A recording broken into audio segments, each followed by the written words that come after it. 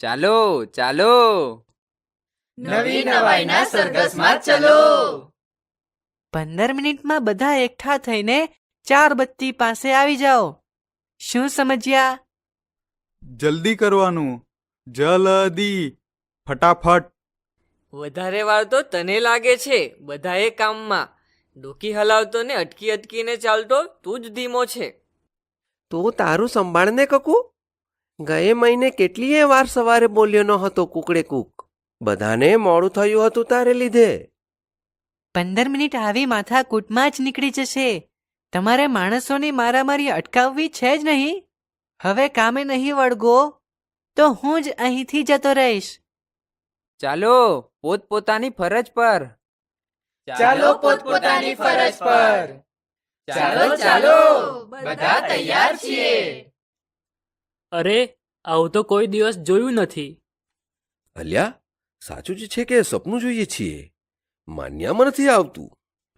ના ના, છે તો સાચું જ. આંખ સપનું નથી જોતી. એ જો બિલ્લીની બાજુમાં ઉંદર. ને સાપની બાજુમાં નોળિયો.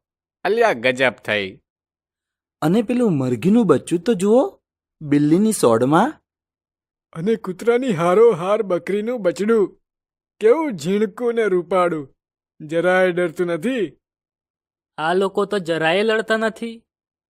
લડતા તો નથી ને પાછા કેવા સંપીને જાય છે.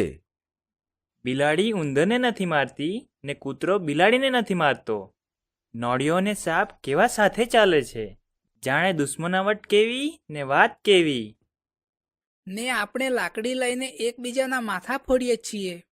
અરે રે, શું કળજુગ આવ્યો છે. કળજુગ નહીં, સતયુગ કહે.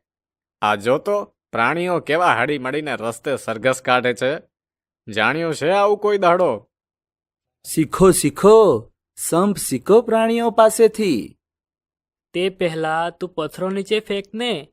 હાથમાં લીધો છે તે. લે, આ નીચે ફેંક્યો.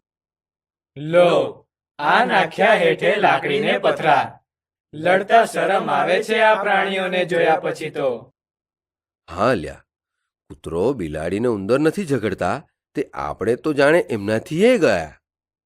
શું જોઈને શેખી કરતા હતા કે અમે તો સૌથી અક્કલવાળા અને સૌથી ડહ્યા. ચાલો, લડાઈ ઝઘડા આજથી બંધ. અરે રે, કેટલું નુકસાન કરી નાખ્યું આપણે. પેલી ફેક્ટરી તોડી અને ત્યાં બસ પર પથરા ફેંક્યા. દૂર દૂર પથરા નાખ્યા. કોઈને વાગ્યું અને કોઈ ભોંયે પડ્યા. બહુ ખોટું થઈ ગયું. હવે તો કંઈક શીખીએ. આજથી તો નવી શરૂઆત કરીએ.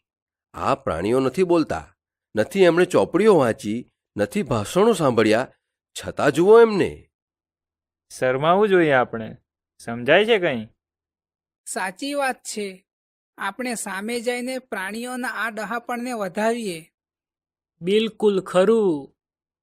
નાટકમાં ટોમી કૂતરો, ગૌરી ગાય, બન્ની બકરી, કકુ કૂકડો, કાળુ કૂતરો, ગંગુ ગધેડો અને ટીલિયો ઘોડો જેવા વિવિધ પ્રાણી પાત્રો તેમના મિત્રો અને સમુદાય માટે ચિંતા દર્શાવતા હોય છે. તેઓ માનવજાતની ક્રિયાઓથી પ્રભાવિત થાય છે અને તેમની સમસ્યાઓની ચર્ચા કરે છે. નાટકના સંવાદોમાં વ્યંગાત્મક અને રમૂજનું સરસ મિશ્રણ છે, જે પ્રેક્ષકોને મિત્રતા, સહકાર અને સહઅસ્તિત્વનું મહત્ત્વ સમજાવે છે. માત્ર મનોરંજન પૂરતું નથી, પરંતુ તે બાળકો અને પુખ્ત વયના લોકો સુધી મિત્રતા અને સમજણની સાથે જીવનના મૂલ્યો પણ પહોંચાડે છે.